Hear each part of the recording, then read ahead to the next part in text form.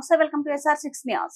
మంచిర్యాల జిల్లా కన్నెపల్లి మండల మాజీ ఎంపీపీ మాధవరపు సృజన నరసింహారావు ఆదేశాల మేరకు జనకాపూర్ గ్రామంలో 1,50,000 రూపాయల రుణమాఫీ రైతుల బ్యాంక్ ఖాతాలలో జమ చేస్తున్నందున సందర్భంగా రుణమాఫీ పొందిన రైతులు మరియు కాంగ్రెస్ నాయకులతో కలిసి గ్రామ కాంగ్రెస్ పార్టీ అధ్యక్షుడు బొరిగాం జలపతి ఆధ్వర్యంలో ముఖ్యమంత్రి యనమల రేవంత్ రెడ్డి చిత్రపటానికి పాలాభిషేకం చేశారు.